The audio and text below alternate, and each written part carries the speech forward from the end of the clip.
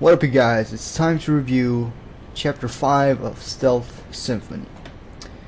Now, the chapter starts off with this mysterious girl tailing Sieg. And she's talking to someone on the phone.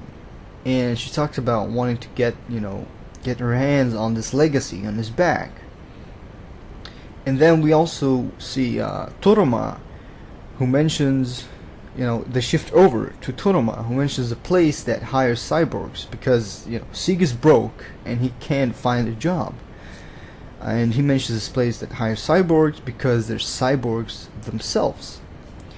And this mysterious girl watches Sieg, who leaves the VMV company, and she watches him through these flying, seemingly mechanical eyes of hers.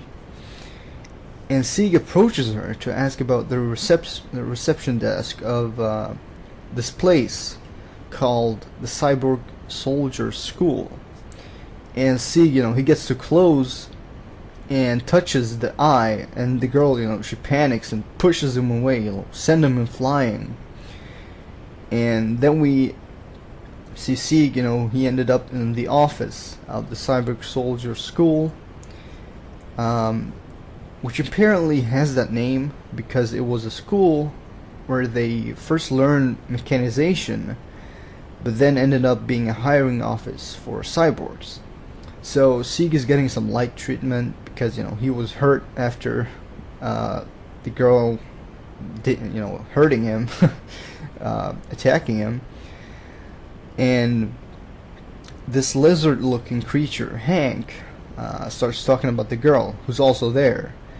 And he explains that she lost her sight and uses those eyes now, which works through this wireless connection, which I guess is linked with her brain somehow. And she goes on saying that she was surprised when he grabbed her eyes, and she apologizes, and the girl's like, well, my name is Narukami Laika, so we can call her Laika now.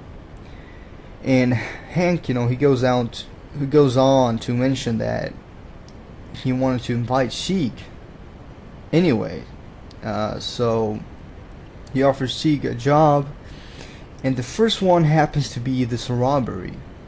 So they're gonna steal the cargo of this trailer, which apparently is used for human trafficking. At least that's what the rumors said, I guess. And Laika is part of the mission, but the one in charge is this cold guy, and we see his silhouette, and he might be, he might end up being this cool ass guy. So Sieg, he decides to do it, and then we shift over to this frog looking dude who's hiring pros to protect his goods. And obviously it's about the trailer now. The thing here is that the ones who were hired to protect the goods are the VMV company. So we have Alice, Toroma, and this master dude who's apparently ranked 3rd in the VMV company, most likely going up against Sieg and the rest. So it ended up in a very surprising way. I really didn't expect that, even though if you think about it, it's not too much of a surprise, because the VMV company, they're hired to do anything basically.